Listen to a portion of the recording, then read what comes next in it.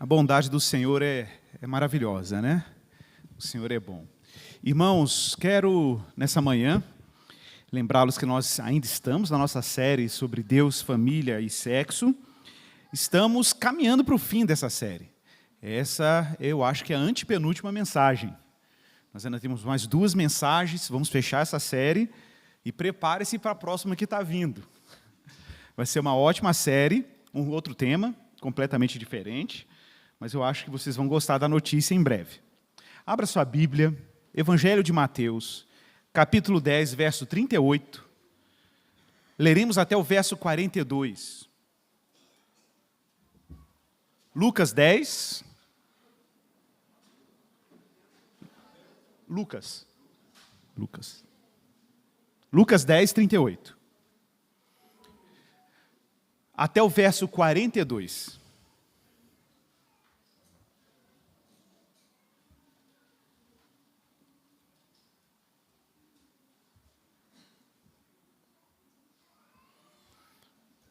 O tema de hoje é o culto doméstico. O culto doméstico. Nós vamos falar sobre a adoração no lar. Adoração no lar. Como que a gente cultiva a adoração em casa. Igor, essa mensagem é só para quem tem família com filho? Não. É para todo mundo que mora em algum lugar. Ok? Para todo mundo que mora em algum lugar. Então, se você mora em algum lugar, e se grande parte da sua vida é em uma casa, ou numa residência, não importa se ela é própria, se é alugada, se você compartilha ela com outras pessoas. A questão é a experiência da adoração na vida privada. Basicamente, esse será o tema que nós vamos tratar aqui hoje. Então, abra sua Bíblia, Lucas 10, 38 a 42. Eu vou ler aqui na Nova Almeida Atualizada, mas você pode acompanhar aí com a sua versão. Está tudo certo aí o texto? Acharam aí? Agora certo, porque eu falei Mateus, né? Bom, assim diz a palavra do Senhor. Quando eles seguiam viagem, Jesus entrou numa aldeia e certa mulher, chamada Marta, hospedou-o na sua casa. Marta tinha uma irmã, chamada Maria, que assentada aos pés do Senhor, ouvia o seu ensino. Marta agitava-se de um lado para o outro, ocupada em muitos serviços. Então se aproximou de Jesus e disse: "O Senhor não se importa com o fato de minha irmã ter deixado que eu fique sozinha para servir? Diga-lhe que venha me ajudar." Mas o Senhor respondeu: "Marta, Marta, você ainda está inquieta e se preocupa com muitas coisas, mas apenas uma é necessária. Maria escolheu a boa parte, e esta não lhe será tirada." Vamos orar. Peça a Deus graça aí sobre você, sobre a sua vida, para que você escute a voz de Deus, para que você discirna a vontade de Deus. Ore pelo pregador também, para que o pregador não atrapalhe a mensagem que o Senhor quer comunicar ao seu povo nessa manhã. Pai, nós precisamos da Tua ajuda. A Tua palavra é maravilhosa demais. Os Teus mandamentos são ricos demais. Entrar na Tua palavra, Deus, e falar da Tua palavra é entrar num território sagrado, puro. É onde o Senhor nos instrui, o Senhor nos discipula, o Senhor nos disciplina. É essa palavra que produz no coração incrédulo fé. É essa palavra que fortalece os fracos. A palavra que salva, Senhor. Porque é a palavra que comunica a boa nova, comunica o fato de que o Senhor reconciliou o mundo consigo mesmo por meio de Jesus. Pai, nós não somos apenas um povo que confessou Jesus como Salvador, mas também somos um povo que o reconheceu como Senhor. E a extensão do seu domínio chega em todas as instâncias da nossa vida, inclusive na nossa vida privada. O que pedimos ao Senhor é a graça de ter as nossas casas iluminadas pela Tua presença. A nossa rotina saturada da presença de Jesus. Que tenhamos em Jesus um companheiro de rotina. E que o Senhor nos abençoe, ó Pai. E faça a Tua igreja uma igreja de gente que Te adora. É o que te pedimos, em nome de Jesus. Amém. Irmãos, esse é um texto conhecido, claro. Um texto que já foi pregado algumas vezes, inclusive aqui na igreja. Um texto que enfatiza o encontro maravilhoso de Jesus numa aldeia, já se aproximando de Jerusalém, em que ele encontra uma mulher chamada Marta, que o convida a se hospedar em sua casa. E o texto é muito claro que essa mulher Marta, evidentemente hospitaleira, porque o texto deixa claro que a iniciativa do convite veio por parte de Marta, tinha uma irmã que não participou necessariamente desse convite, mas que estava em casa, chamada Maria, que quando Jesus chega lá, ela insiste em ficar assentada aos pés do Senhor, ouvindo o seu ensino. Claro, nesse ambiente doméstico, nesse ambiente intimista, que é uma casa. E diz no verso 40 que Marta, aquela que convidou Jesus, ela aparentemente ou evidentemente se apresentava agitada, inquieta, andando de um lado para o outro dentro de casa, muito ocupada com os serviços domésticos, preparando aquele ambiente para acolher aquele convidado especial, nada mais, nada menos do que Jesus de Nazaré. E ela fica um pouco apreensiva e incomodada, de fato, com sua irmã, que parecia um tanto estagnada, parada, indiferente com a sua ocupação, com as suas preocupações. E ela não se dirige à sua irmã, se dirige a Jesus. E diz: o senhor não se importa com o fato de que minha irmã tem me deixado aqui sozinha, trabalhando, servindo? Olha, dá uma ordem para ela que venha me ajudar. Mas o Senhor respondeu: Marta, ô Marta, você anda inquieta e você se preocupa com coisa demais. Mas uma coisa apenas é necessária. E Maria escolheu a boa parte, e essa não lhe será tirada. Irmãos, o tema de hoje é sobre adoração em meio à ocupação do lar. Como que nós conseguimos ou podemos transformar a rotina doméstica como também um lugar de culto e adoração? O texto é claro. É evidente que Marta se ocupou de convidar Jesus e se ocupou de arrumar a casa para recebê-lo. Mas quem escolheu a melhor parte? Foi aquela que adorou. Foi aquela que adorou. A que escolheu a melhor parte foi aquela que simplesmente se ocupou de estar aos pés de Jesus na sua casa, ouvindo Jesus. Irmãos, nós aqui nessa igreja, para os menos familiarizados com a nossa confissão de fé, eu quero destacar isso. Vocês sabem, nós somos uma igreja de tradição reformada, apesar de sermos uma igreja não denominacional, pelo menos até o momento. Nós somos uma igreja de confissão reformada e por isso nos identificamos com confissões de fé dessa tradição. Inclusive, em particular, a Igreja Esperança se identifica com as confissões que nós chamamos as formas de unidade continentais. São 3 símbolos de fé muito importantes. Alguns de vocês conhecem: Catecismo de Heidelberg, a Confissão Belga, né, o TULIP, que nós chamamos, né, que são os cânones de Dort, são os documentos que dão referência à nossa igreja. Mas existe uma confissão reformada que não foi feita no continente, por isso chamada continental. Não foi feita dentro do continente, do continente europeu, mas numa ilha, na Escócia, que é uma confissão que nós apreciamos à distância, porque ela não é a principal referência confessional da nossa tradição reformada aqui na igreja, que é a Confissão de Westminster. Os presbiterianos dão predileção a essa confissão, nós não a desprezamos, e eu até quero reforçar aqui um trecho dessa confissão que é muito importante. Ela diz assim: Deus deve ser adorado em todo lugar, em espírito e em verdade, tanto em família, diariamente, e em secreto, estando cada um sozinho, como também, mais solenemente, em assembleias públicas, como acontece no culto, que não devem ser descuidadas, nem voluntariamente negligenciadas ou desprezadas, sempre que Deus, pela sua providência, proporcione ocasião. A Confissão de Westminster enfatiza que um cristão é um adorador contínuo. Alguém que sempre que Deus cria a oportunidade está em adoração, em apreciação, em culto a Deus. Eu gosto de mencionar sempre, o James Smith, no livro dele, Você é Aquilo que Ama, destaca um autor, um historiador da teologia reformada, que ele diz que uma das grandes reformas de Calvino em Genebra, lá na Suíça, quando ele era pastor, foi transformar Genebra num grande monastério. Porque você sabe, a vida monástica, a vida dos monges, ela é baseada entre orare et labutare, orar e trabalhar. Essa é a realidade da vida monástica. Os monges, eles vivem orando e trabalhando. Essa é a missão do monastério. O que chama atenção para João Calvino, o reformador, é que ele via na beleza da vida monástica a vida da adoração cristã. Orar e trabalhar. Contudo, a vida monástica, a experiência da vida cristã estava restrita ao monastério. E o projeto de reforma de Calvino para a cidade de Genebra era que toda Genebra, todos os cristãos de Genebra, fossem pessoas que oravam, adoravam e trabalhavam.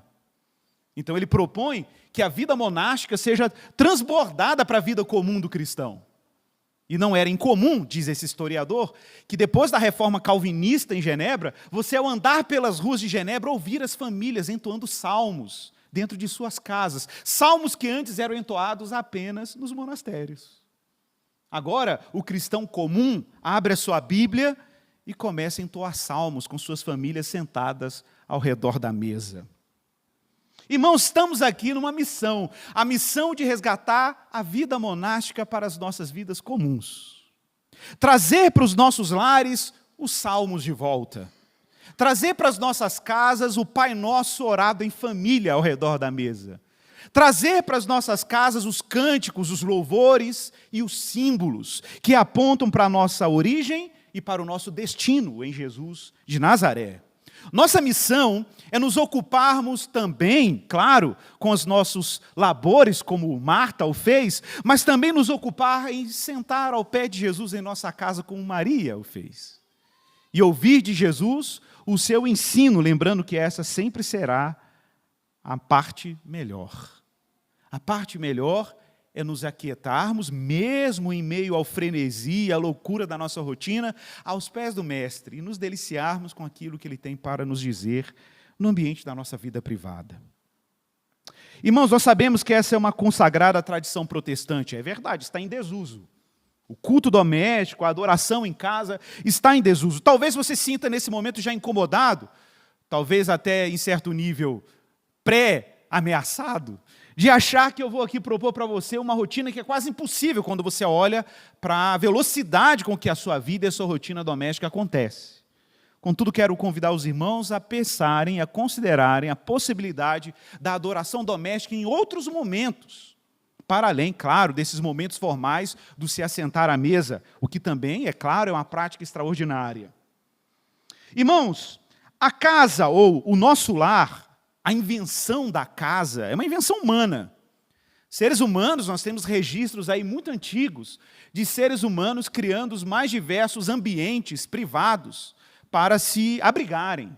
A casa está presente nos mais longos e longínquos vestígios arqueológicos. A presença humana em uma casa, em um habitat, é evidente. E a gente poderia até se perguntar, né, já que o ser humano foi feito para viver no ambiente de natureza, para que a gente criou um negócio, inventou um negócio chamado casa? Ou por que a gente procura uma caverna para se abrigar, ou algum refúgio?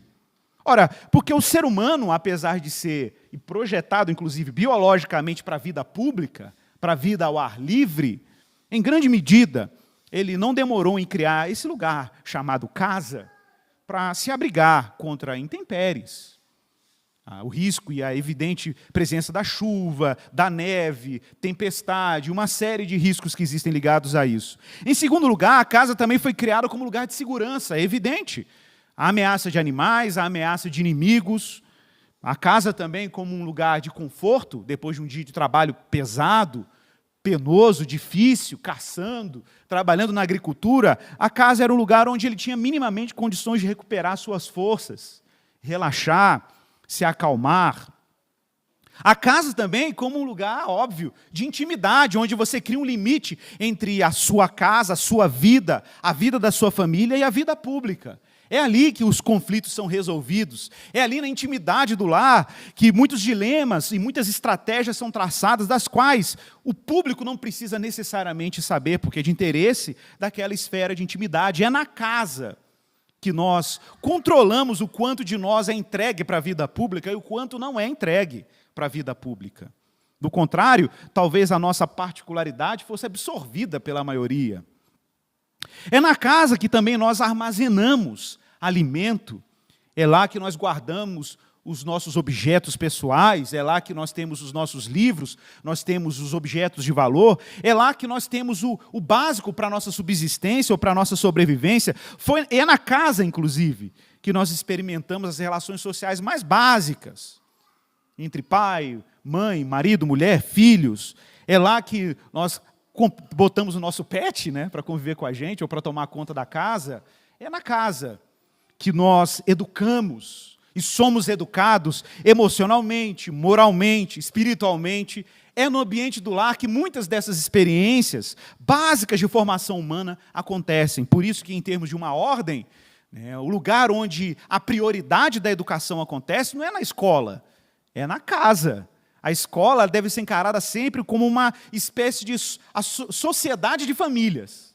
Mas a escola deve sua origem à família e não o contrário. É porque é lá que a educação, os valores acontecem. Claro, e por fim, hoje, principalmente hoje no mundo moderno, a casa também se tornou para muitas pessoas um local de trabalho. Para muita gente hoje, a casa virou um local de trabalho. Tudo isso, irmãos, faz com que a gente tenha um desafio. O desafio de levantar e transformar agora a casa num outro componente, seria o 9º componente. A casa como lugar de adoração.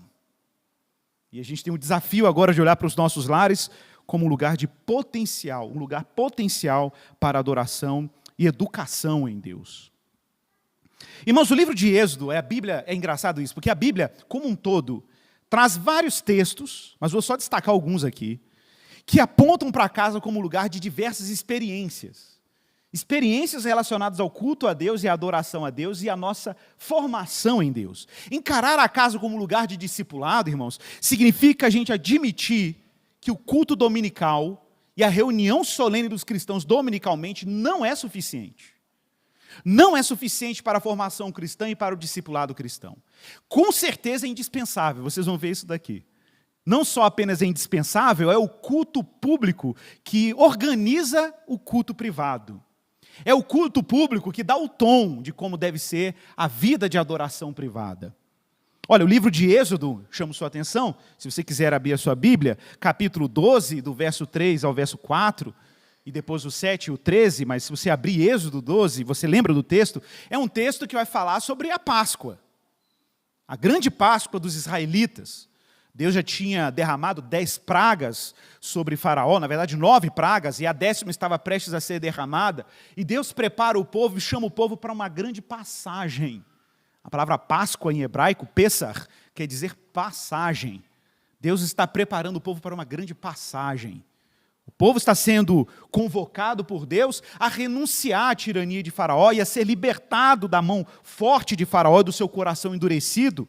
E Deus está julgando os deuses do Egito para guiar o seu povo para uma terra nova, uma terra que mana leite e mel, conforme as promessas de Deus a Abraão, Isaque e Jacó. E Deus, claro, ao fazer esse grande evento de libertação, que eu costumo dizer, a Páscoa é a origem de todo o projeto de salvação e redenção de Deus que nós encontramos. Não é à toa que Jesus, ao fazer a ceia nas vésperas do seu sacrifício, faz na Páscoa. Essa é, evidentemente, a grande festa de libertação dos israelitas. Mas é curioso que, nesse evento em que o próprio Deus assume a responsabilidade de salvar o seu povo da tirania de Faraó, acontecera justamente na vida privada. O povo estava dentro de casa, o povo estava comendo o cordeiro assado, passou o sangue nos umbrais das suas casas, fechou suas portas, e na experiência do abrigo doméstico, Deus fez um grande evento de redenção. Está aí no verso 3, falem a toda a congregação de Israel, dizendo que no dia 10 deste mês, o mês de Aviv, que é o primeiro mês do calendário hebraico, cada um tomará para si um cordeiro, segundo, olha o texto, segundo a casa dos pais. Era um cordeiro por família, um cordeiro por casa.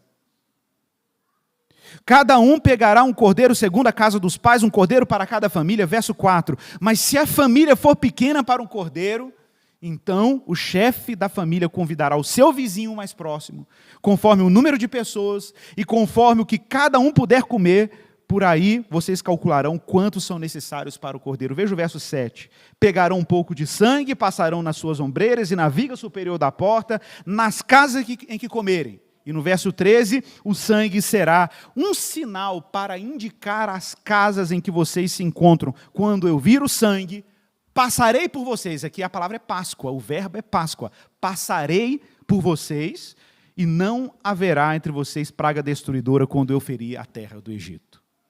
Olha, para começar, o cristão deve considerar a sua casa como uma casa onde a gente experimenta a salvação. Irmãos, atenção para isso, porque, claro, a comunidade cristã politicamente tende a ser mais conservadora. Mas nem tudo do conservadorismo político é necessariamente bíblico e cristão. É muito importante você ter esse discernimento. Isso também serve para aqueles que se identificam com o espectro da esquerda, por exemplo. Você pode encontrar algum elemento lá que você diga assim, isso aqui é a compaixão com o pobre, a compaixão com o vulnerável, a caridade. Você pode encontrar elementos ali, a ocupação com os mais vulneráveis. Você pode fazer, mas tem elementos aqui que parecem com o cristianismo. É verdade. Mas você não pode dizer que a totalidade de uma ideologia corresponde exatamente com o cristianismo. Por isso, nós cristãos, independente da adesão em termos políticos, devem ter muito cuidado. Um deles, e aí eu estou falando para os mais conservadores, é tratar a família como se fosse a salvação. A família é a salvação da civilização ocidental. Eu escuto muito isso entre conservadores. A família é a salvação. A família é o lugar onde o homem encontra realização. Não é muito diferente das críticas que fizemos nessa série, por exemplo, já no outro espectro político, a esse culto ao self. O momento que o homem se expressa individualmente, ele encontra felicidade, realização pessoal, ele se torna pleno. Mas aí talvez você fique mais cômodo, né? Porque você fala, não, mas a família é um projeto de Deus, né, Igor? A família é um projeto de Deus, mas não é salvação. A família precisa ser salva, a propósito. Os membros de uma família precisam ser salvos, como os israelitas foram salvos no Egito. Eles não foram salvos pela família, eles foram salvos por Deus. E uma salvação que inclusive foi sinalizada com sangue nos umbrais da porta. Deus está em missão, irmãos, também para salvar a família, mas não para te salvar por meio da família. A família deve ser objeto da salvação de Deus, objeto da obra de Deus. É óbvio, porque ela é um bem da criação, é uma estrutura da criação, assim como a individualidade também é um bem da salvação. Mas aquele que quiser ser salvo pela individualidade ou pela expressão individual está tão perdido quanto aquele que acha que a família vai te salvar de alguma coisa. Me lembro de uma vez, e vocês sabem disso, eu sou pai homeschooling, né, eu dou aula em casa com meus filhos. Eu me lembro de uma matéria de uma irmã da igreja do pastor John Piper, que ela dizia assim, né, o homeschooling não vai salvar os meus filhos de uma multidão de pecados. E ela conta a experiência dela, de ter feito educação em casa, ter ensinado a Bíblia, o Evangelho, Gênesis. Quando seus filhos chegaram na idade adulta, os dois viraram agnósticos. Porque tem muita gente que acha que vai salvar o filho porque evangeliza, porque discipula, porque ele decorou o catecismo de Heidelberg, porque ele decorou as confissões de fé, sabe o Pai Nosso de cor. E meus filhos sabem a maioria desses credos. Mas eu não tenho nenhuma expectativa de que a maneira como eu desenhei a educação dos meus filhos vai salvá-los. Porque no fim, a salvação pertence ao Senhor. Mas não tenho dúvida, como já falei aqui, de que se um dia eles tiverem que ser salvos, serão salvos pela mensagem que eu preguei para eles. Pelo evangelho que lhes anunciei. Então eu crio as condições. Meu trabalho é criar as condições. Nosso trabalho é criar um ambiente, uma casa onde a salvação é bem-vinda, marcada pelo sangue do Cordeiro na porta.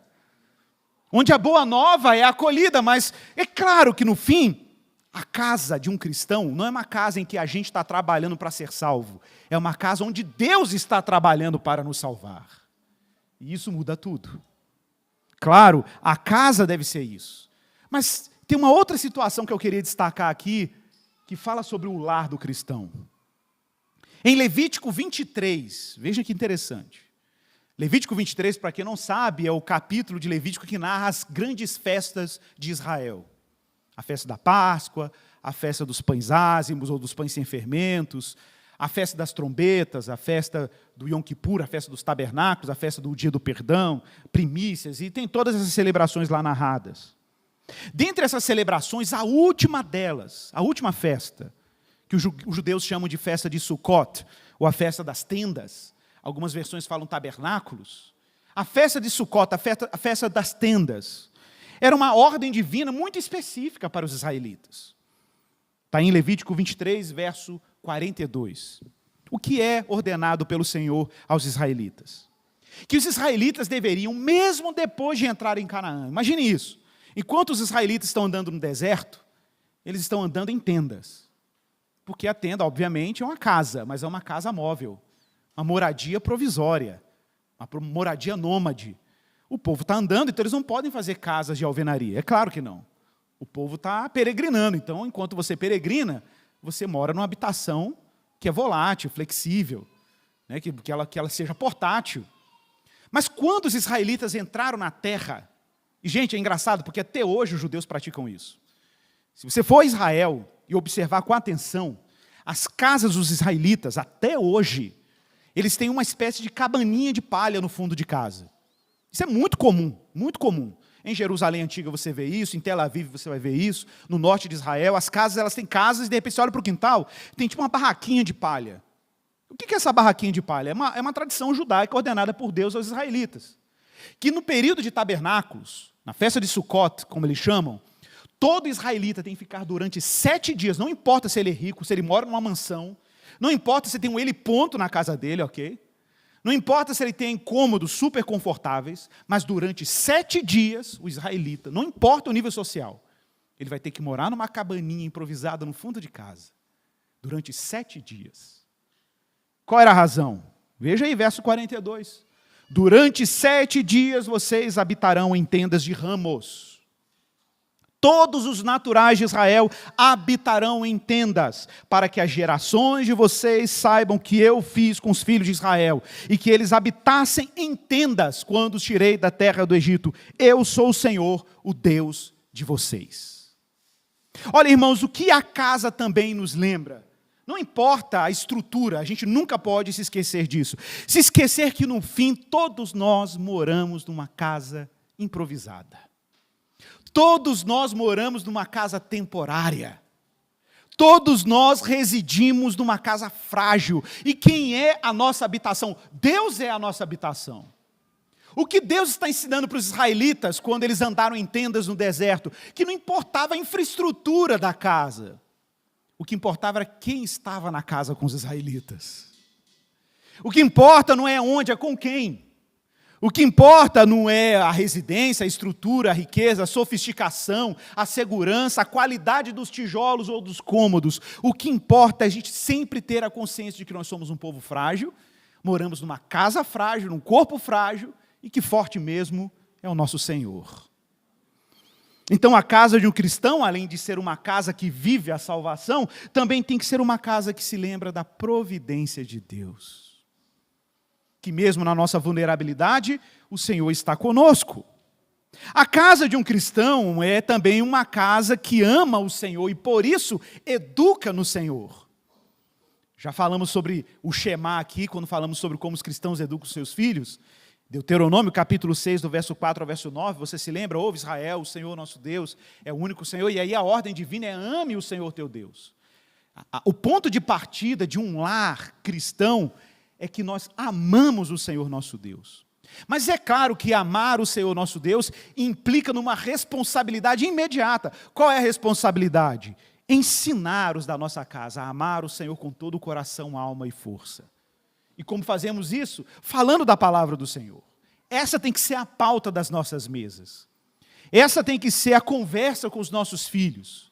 Essa tem que ser a conversa entre os amigos ou aquele colega de república que você escolheu para morar com você. Essa tem que ser a conversa com um amigo que você convida a vir na sua casa. Essa deve ser talvez a razão para você abrir a sua casa e ter uma esperança nas casas da sua casa. A ideia, meus irmãos, é que os nossos lares privados se tornem de alguma maneira um ambiente onde a palavra de Deus é proclamada, ela é anunciada, ela é ensinada. Então a casa de um cristão é também uma casa que ama o Senhor, por isso uma casa que educa no Senhor, que instrui no Senhor. no livro de Josué, capítulo 24, verso 15, fala que a casa de um cristão, a casa do povo de Deus, também tem uma outra característica. Josué já está ali na terra prometida, a terra de Canaã. Deus faz uma aliança com o povo. E aí Josué faz a seguinte admoestação ao povo de Israel, já na terra. Verso 15, Josué 24, 15. Se vocês não quiserem servir o Senhor, escolham hoje a quem vocês vão servir. Toma uma decisão. Se vocês vão adorar os deuses a quem os pais de vocês serviram do outro lado do Eufrates, se referindo ao culto dos ancestrais de Abraão, Isaque e Jacó, os sumerianos que adoravam deuses pagãos, ou os deuses amorreus em cuja terra vocês estão morando. Mas a resposta de Josué é muito clara. Eu e a minha casa serviremos ao Senhor. Irmãos, a casa do cristão é uma casa que resiste aos ídolos. Não tem espaço para ídolo na casa do cristão, ou não deveria. Os cristãos devem sempre afirmar a quem eles se devotam e a quem a sua família se devota.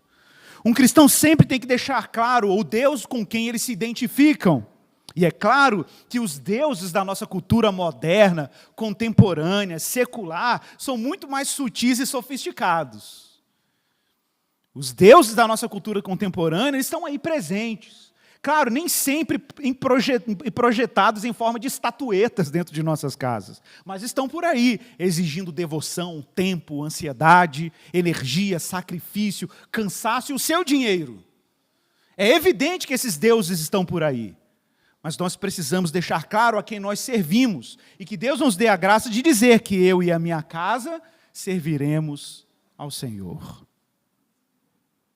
Um outro texto que eu gosto muito, que fala sobre a relação da casa com Deus, é 2 Samuel capítulo 6, que é um texto belíssimo e tenso também.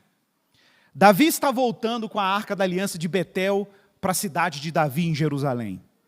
Lembrando que aqui nós não temos o templo e o tabernáculo também já não estava mais constituído. E vocês sabem da história. No caminho em que a arca está vindo sobre um carro de boi, um homem chamado Uzá colocou a mão na arca, foi fulminado, porque ele não podia ter colocado a mão na arca sagrada, e aí Davi fica com muito medo disso. E ele repensa a possibilidade de levar a arca até o seu palácio, até a cidade de Davi, em Jerusalém. Então Davi faz um experimento, que parece até num certo momento perverso. Davi fala assim, faz o seguinte, verso 10, 2 Samuel 6,10. Davi não quis levar a arca do Senhor para junto de si, na cidade de Davi, mas fez com que ela fosse levada à casa de um homem chamado Obed-edom. Deixa lá na casa de Obed-edom, ver se der ruim, eu estava certo. Se der legal, vou levar para minha casa.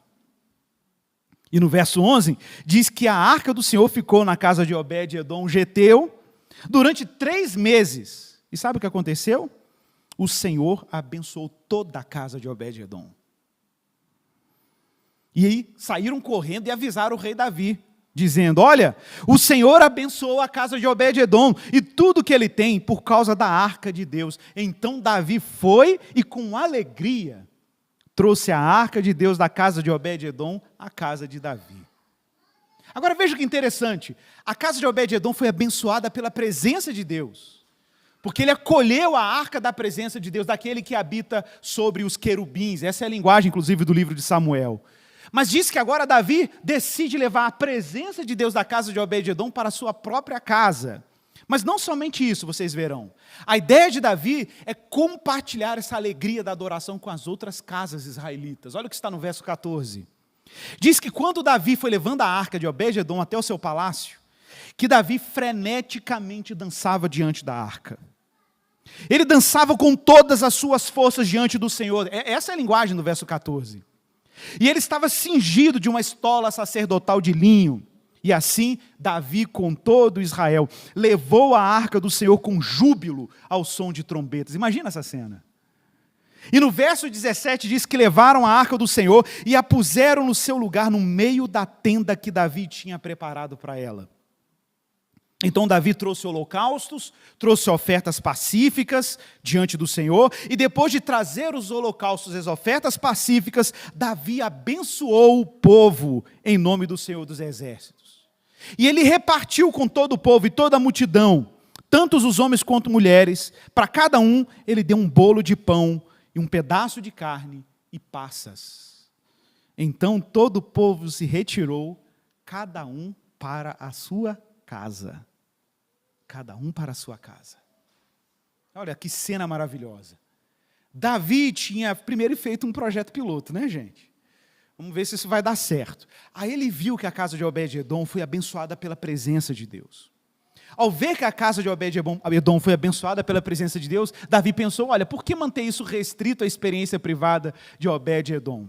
Que isso se torne uma bênção para todo Israel. Então ele conduz a presença, ou a arca da presença de Deus, até o seu palácio, faz uma celebração, partilha da sua alegria com os membros da comunidade de Israel, os seus súditos, e cada um vai para a sua casa com o pão dessa alegria, o pão desse festival, quase como que contagiando as casas com a adoração pública. Isso tem muito que ver com o que eu vou falar daqui a pouco sobre a relação entre o culto dominical e as nossas adorações privadas.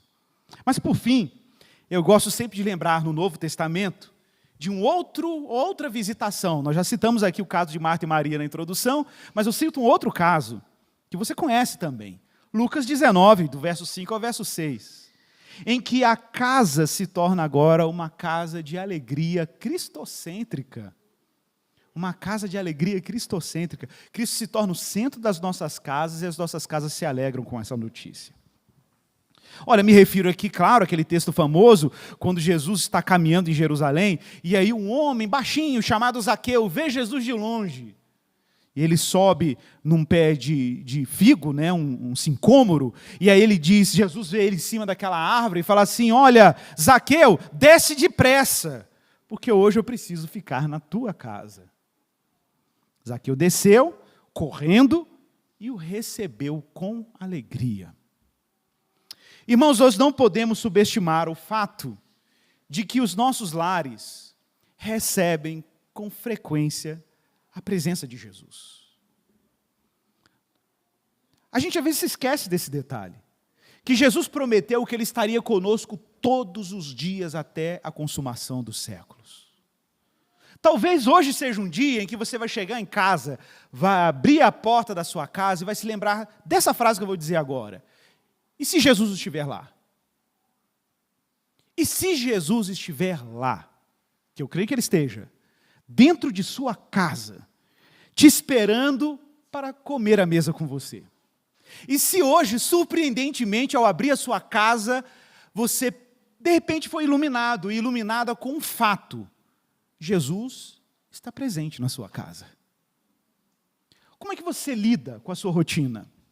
Como Marta, distraída, consumida pelos afazeres que são honrados e dignos, mas que raramente são interrompidos pelo deleite da adoração e do culto, como foi o caso de Maria, diante da realidade de Jesus presente na sua casa. James Smith, no livro dele, Você é Aquilo que Ama, ele diz que 1h30 de uma manhã de domingo não basta para reabilitar o nosso coração à adoração. Por uma razão muito simples. Todos os dias, os nossos corações e as nossas vidas são expostas a liturgias rivais à liturgia cristã. Irmãos, não se engane, a vida do ser humano é carregada de liturgia.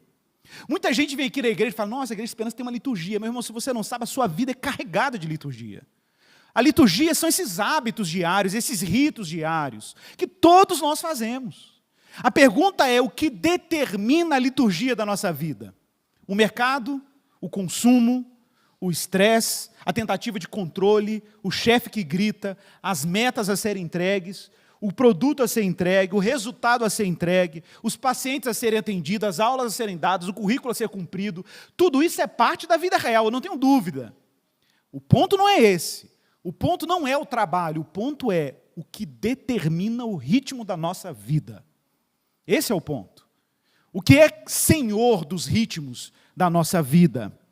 É claro que diante de um mundo que tenta nos habituar por essas diferentes liturgias seculares, precisa responder, precisa ser tratada e abordada com aquilo que o James Smith fala que é uma contraliturgia. O que é uma contraliturgia? É calibrar o nosso coração com um novo ritmo de vida. A nossa vida e o nosso coração precisa ser calibrado, a gente precisa lembrar qual é o bem supremo da nossa vida. E quando lembramos quem é o bem supremo da nossa vida, os ritmos da vida começam a ser sincronizados por uma adoração àquele que deve ser digno realmente do nosso culto. Os nossos hábitos e as nossas disposições, irmãos, não são formados por mera instrução. Então, atenção, não fique achando que você vai conseguir formar um lar cristão simplesmente ensinando os seus filhos. Isso não é suficiente. Não é suficiente dar uma escola dominical em casa para os seus filhos. É necessário que o nosso ambiente de casa seja formativo. É necessário que a maneira como a gente lida com o tempo, até a maneira como a gente coloca, o que a gente coloca nas nossas paredes, os quadros, os filmes que nós assistimos, as músicas que ouvimos e cantamos em nosso lar, tudo isso é, no final das contas, formativo. Porque o que forma as afeições, meus irmãos, não é simplesmente dizer a verdade para as pessoas. É viver num ambiente encantado pela verdade. A gente precisa de um encantamento, ou reencantar os nossos lares. Nós precisamos que os nossos lares sejam mais belos, mais bem perfumados, mais arrumados. Eu não estou falando de bagunça física, porque tem muita casa arrumada, gente, que é estéril. Já viu casa estéril? Eu já visitei casas estéreis. Casas estéreis. Tudo muito limpo, tudo muito higienizado, tudo muito organizado. Mas casas estéreis. Casas que você entra e fala assim, nossa, que casa organizada, né? Mas você não suporta ficar uma semana porque a casa é estéril. Ela não te acolhe. Ela não é imaginativa. Ela não tem ritos de alegria, ela não tem beleza. Você olha para a casa, ela parece Brasília. Já viu Brasília? Parece Oscar Niemeyer. Árido, aquela coisa árida. Cheio de quinas. Uma amiga minha dizia isso, que o céu não vai ter quinas. Eu concordo com ela, ela era arquiteta. Ela falou assim, o céu não vai ter quinas. Eu falei, opa, gostei dessa ideia. O céu não vai ter quinas. Então, de repente, a aridez dá lugar a jardim. A falta de cor começa a dar origem a quadros. De repente, a sua casa tem símbolos que remetem à sua fé. E aí você lembra que a igreja tem um calendário. E aí você leva o calendário para dentro de casa. Eu fiquei tão feliz de ver famílias aqui da igreja, as crianças fazendo seus presépios no Natal. Irmãos, vocês sabem disso. Não é porque a gente acha que essas coisas são místicas. É óbvio que não. As pessoas vão ser mais espirituais, porque, sei lá, ela tem uma cruz na porta de casa, coisa dessa natureza. Não é isso que eu estou dizendo. O que eu estou dizendo é que a nossa didática, a nossa pedagogia, nosso discipulado precisa ser mais imaginativo. A gente ainda é muito cartesiano na forma de ensinar. Então a gente precisa botar a mão na massa, conhecer a Deus segurando pão e vinho, o batismo, que é a imersão, experiências com o corpo, com a mente, com o espírito, com a imaginação. Smith vai dizer que as nossas práticas diárias precisam ampliar e amplificar o poder formador das práticas semanais de culto, misturando com as nossas liturgias diárias. Eu me lembro que quando eu trabalhava com projetos sociais, eu chegava à noite em casa, muito cansado, e eu morava num apartamento aqui em Contagem, e eu me lembro que eu morava no quarto andar. E no primeiro andar eu senti o cheiro do bolo de fubá da Juliana. E ela tinha esse rito de fazer os bolinhos de fubá, né? E aquele bolo de fubá não era só um bolo de fubá. Aquele cheiro não era só um cheiro de bolo de fubá, ou de uma coisa gostosa para se comer. Aquele cheiro era o cheiro de uma liturgia. Era o cheiro de uma casa que adorava. É o cheiro de um lar onde a gente se acolhe mutuamente para reconhecer quem Deus é, para ser grato. É lá que a gente aprecia o muito obrigado, Senhor. E a gente diz, te dou graças pela dádiva do alimento na minha mesa. É de repente perceber, meus irmãos, que o culto que nós fazemos aqui não é uma apreciação de consumo, em que a gente vem aqui ver uma música legal, um pastor pregando mais ou menos, irmão falando da Bíblia. Que legal, a Esperança é diferente, tem uma cruz exótica atrás, você já viu? Que legal. Não, irmãos, isso aqui é um ambiente onde você é formado, onde você é educado e educada a sincronizar os ritmos da sua vida e olhar para a sua vida como extensão dessa adoração. Por isso, na nossa liturgia, no fim dela, isso é uma tradição muito antiga, tem lá envio. Nós enviamos a igreja de volta aos seus lares para que eles continuem adorando e continuem cultuando a Deus. Irmãos, é óbvio que nós, enquanto cristãos, somos chamados a fazer parte de uma família muito maior do que a nossa família nuclear, muito maior. Efésios capítulo 2, verso 19, é evidente, vocês não são mais estrangeiros, não são mais peregrinos, mas concidadãos dos santos e membros da família de Deus. Eu já vi muita gente dizendo isso, Igor, o que é mais importante, a igreja ou a família? Tu não fala, a família. Claro que não, irmãos. Óbvio que não. Isso é óbvio que não. Existe uma ordem familiar para o cristão.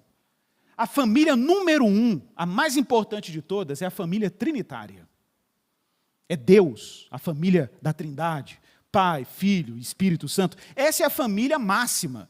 A família que, inclusive, pode exigir o sacrifício da sua família.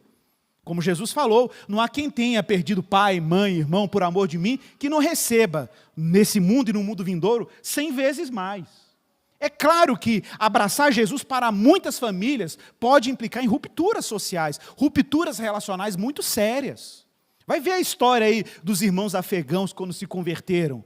Vai ver a história de muçulmanos e judeus que se convertem. A família faz até ritual de sepultamento do filho, porque ele abraçou outra religião. Muita gente perdeu família, perdeu o carinho dos seus lares, a aceitação do seu pai e da sua mãe, por causa da sua adesão a Jesus de Nazaré. Então é claro que a família trinitária é a família número 1 de qualquer cristão. Por isso que a visão conservadora de família, de uma família autóctone, autossustentável, autônoma, é uma contradição à visão cristã de família, porque no cristianismo a família é uma família aberta. Você não cria o seu filho sozinho. Tem uma comunidade de irmãos e irmãs que estão colaborando com você na criação dos seus filhos, imagina. É o que acontece aqui. Quantos irmãos e irmãs aqui, ou melhor, irmãs, né, particularmente, decidiram ter seus filhos, ou ter filhos, porque de repente descobriram que o TP-mães aqui na igreja. Porque se tornou organicamente uma rede de mães que dão suporte umas às outras, ensinando como ser mães, ou como lidar com dilemas da criação de filhos. Principalmente as mães de primeira viagem. Muita gente tomou coragem por causa do TP-mães. No final você descobre que você não está sozinho, que a sua família nuclear não está sozinha, que nós caminhamos como uma grande família da fé. E é claro que temos uma ordem aqui, a família trinitária, a família eclesiástica, que é a família da igreja, é a igreja de Cristo, a igreja local, e a família nuclear. Por isso, meus irmãos, é importante que você tome muito cuidado com o tipo de igreja que você se conecta. E aqui vocês sabem disso, não acho em nada a nossa igreja melhor do que outras igrejas por aí. Tem muitas igrejas melhores do que a nossa, eu não tenho dúvida. Mas o que eu estou te dizendo é que você precisa ser cuidadoso e cuidadosa com a comunidade de fé que você se conecta. Porque os ritmos e as prioridades, o seu ambiente doméstico, serão determinados pelas engrenagens da sua comunidade de fé. Porque é aqui que a gente calibra o coração. É aqui que os nossos ritmos são sincronizados com a vontade de Deus. E é esse ritmo que a gente empreende aqui, que vai dar o ritmo da segunda engrenagem, que é a sua família. Vocês estão entendendo isso, gente? É muito importante. Então, se você está num ambiente de fé, observe isso, que a ênfase é o sucesso, é a competição, é o coach, é você se dar bem na vida, é a bênção o tempo inteiro, é você nunca ter dificuldade. Você vai ter esse ritmo na sua casa. Esse é o ritmo que vai ser empreendido na sua casa. Agora, se você está num ambiente que Cristo é o centro, a palavra de Deus está sendo pregada, o Evangelho está sendo anunciado, a gente sabe o lugar da nossa família, o lugar de Deus na nossa casa, o lugar da palavra de Deus na criação dos nossos filhos, esse vai ser o ritmo que vai ser empreendido também na sua casa. Então, esse é um discernimento básico que você precisa ter. Irmãos, semana após semana, diz o James Smith, olha que interessante, semana após semanas, nós trazemos os nossos pequenos reinos para dentro do reino de Deus, nos domingos. Cada casa é um pequeno reino, cada lar é um pequeno reino. Você, quando vem para o culto, você traz o seu pequeno reino para dentro desse reino maior, para que dentro desse contexto do reino maior, o seu pequeno reino seja educado a ser uma testemunha, um posto avançado do reino de Deus na sua vida privada e, claro, na sua vida pública, por que não? Irmãos, a adoração familiar, ela tem que ser formadora, porque ela atinge nossa imaginação. É em casa que a gente conta histórias sobre Deus, ou histórias fantásticas que falam sobre Deus. Por isso que uma boa casa cristã, para ser um pouco preciso, uma casa esperançosa, tem que sempre ter um livrinho do Tolkien ou do C.S. Lewis, viu, gente? Isso é batata. Sempre vai ter um livrinho. Lá em casa não tem, então compre um livrinho do C.S. Lewis ou do Tolkien. Porque são casas que amam a fantasia, amam a história, amam a transcendência, a beleza, a poesia, o ritmo, as narrativas. Uma casa com boa música, seja cuidadoso com a música que você põe na sua casa. Ah, Iga, porque tem um diabo que sai do toca-discos? Na minha época era toca-discos, viu, gente? Sai o diabo do toca-discos? Não, gente, é porque o tipo de apreciação estética é educadora, ela é formativa. E eu não estou falando para você botar música de crente, eu tenho muita música de crente que me oprime. Ok? Não é isso que eu estou falando, você sabe que não. Às vezes é um bom jazz, uma boa música clássica, um bom concerto, um bom rock and roll. Não importa. O que importa é você ser um bom curador dos estímulos da sua casa. Você ser uma boa curadora dos estímulos da sua casa. Os estímulos musicais que você coloca na sua casa estão levando a sua casa a transcender, a olhar para Deus, a olhar para o céu e se maravilhar com Deus. Esse é o ponto. Que tipo de beleza nós fornecemos para a nossa casa? Ou é tudo ruidoso, ou é tuti-tuti o tempo inteiro? Você entendeu, né? Você entendeu? Porque tem tuti-tuti que é bom, viu, gente? Tem tuti-tuti que é legal. Depende do tuti-tuti, né? Quais são os símbolos que você ostenta na parede da sua casa? Quais são os quadros? Qual é o calendário que determina os ritmos do seu lar? Estamos chegando na Páscoa. Você sabe disso, a gente sempre fala isso todo ano. O esperançoso que observa o calendário litúrgico não viaja na Semana Santa, gente. Não viaja, eu já comprei a passagem para ir lá para o Caribe, e agora? Agora, meu irmão, você vai cancelar a viagem. Estou brincando, você já comprou, já era. Vai perder, tá? Você vai perder.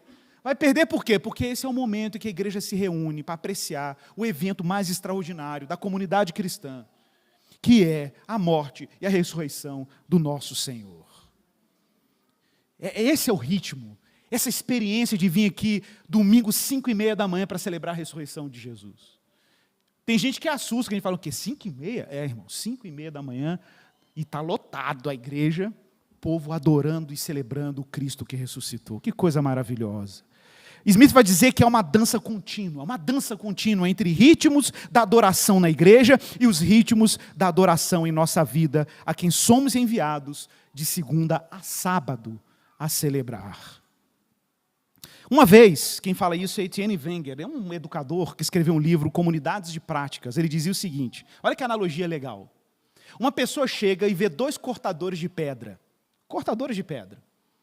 Os caras estão lá trabalhando, cortando uma pedra. Aí ele vai e pergunta, o que você está fazendo?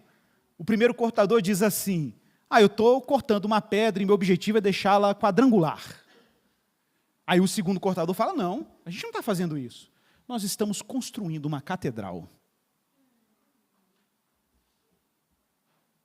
Às vezes a gente está fazendo um labor repetitivo, um labor exaustivo, insistente, todo domingo, culto, palavra, lê o Pai Nosso, abre a Bíblia, calendário, se repete, começa de novo, aí você fala, mas cadê o melhor de Deus que ainda está por vir, né? Porque existe essa cultura frenética de que todo culto tem que ter um extraordinário, a inovação, alguma coisa fora da caixa, e etc, etc. E o problema de um culto que está sempre em busca do extraordinário, e que não aprendeu a adorar a Deus no ordinário, é que quando o extraordinário acontecer de verdade, você nem vai saber que ele aconteceu. Porque a gente está sempre querendo estimular as pessoas o tempo inteiro, e aí você fala, o culto hoje foi bom, o culto ontem foi ruim, porque foi muito frio, né, irmão? Que culto frio. Não aconteceu nada de extraordinário. Irmãos, quando nós aprendemos a adorar a Deus no ordinário, com uma sensibilidade ajustada, aprendemos a apreciar a rotina e não olhar para a rotina como um inimigo da nossa vivência espiritual com Deus. Quando o extraordinário acontecer, você vai ter condições de apreciar o extraordinário.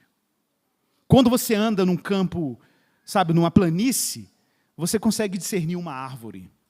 Mas se todo dia for árvore, meu irmão, quando a árvore de Deus aparecer, você não vai saber nem discernir que ela está lá presente. Se nós estamos construindo uma catedral. Nós estamos construindo um lar para a glória de Deus. Reencantar a casa. E para encerrar, você se lembra que eu disse no início, né? O que a casa é? Abrigo, segurança, conforto, intimidade, armazenamento, socialização, educação e, para alguns, local de trabalho.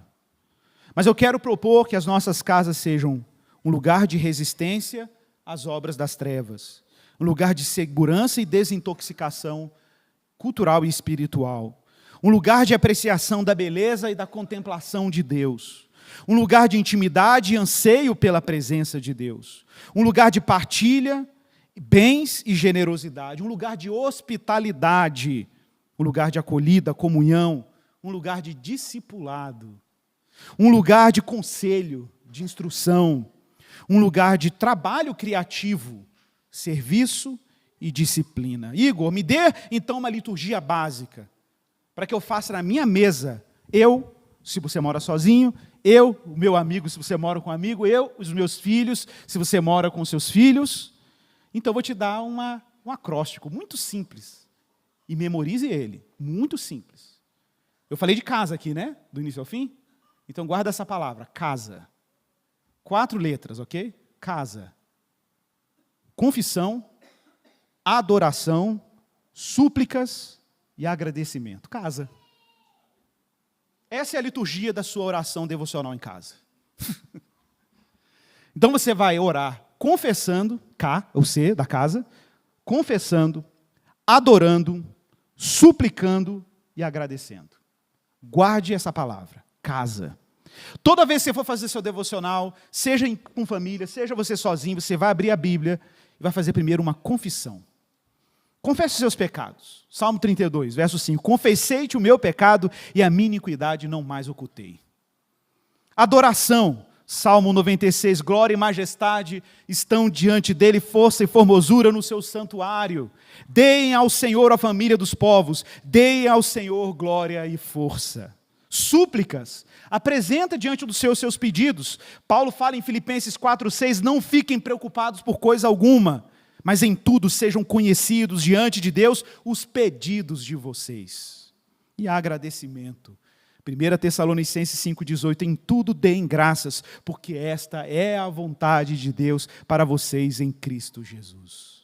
Amém, meus irmãos? Casa. Lembre-se disso. Confissão, adoração, súplicas e agradecimento. Simples, irmãos. Não tem nada de misterioso nisso aqui. Simples. Essa é a ordem. E eu quero encerrar. Já pode te pedir para você ficar de pé, nós vamos ter agora um momento de adoração, enquanto os elementos vão sendo distribuídos. Apocalipse 3,18 foi cantado aqui hoje, irmãos. Apocalipse 3,18. Jesus se dirige à igreja de Laodiceia, a igreja morna. E Jesus disse, aconselho que você compre de mim ouro refinado pelo fogo, para que você seja de fato rico. Compre vestes brancas para se vestir, a fim de que a vergonha de sua nudez não fique evidente. E colírio para ungir os olhos, a fim de que você possa ver. Eu repreendo e disciplino aqueles que amo, portanto, seja zeloso e se arrependa.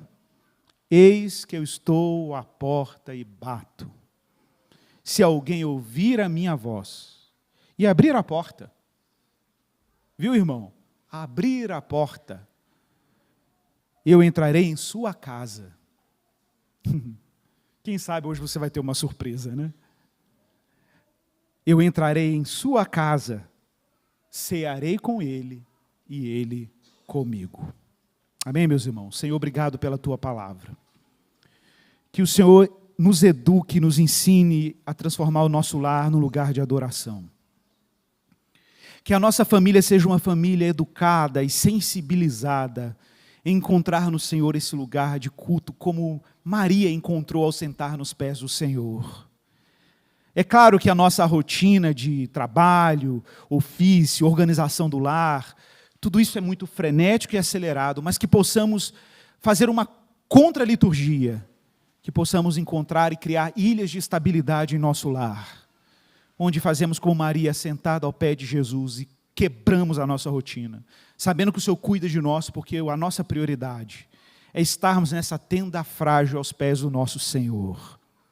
Que a nossa mesa, a mesa das nossas casas, sejam mesas sagradas. Mesas de gratidão, de boas conversas, de comunhão, de oração, de expressões de culto ao Senhor pelos benefícios dEle. Que nós não sejamos secularizados, mas que as nossas casas, nossas famílias, os nossos lares sejam reencantados pela presença de Deus. É assim que nós oramos, em nome de Jesus. Amém. Vamos cear ao Senhor.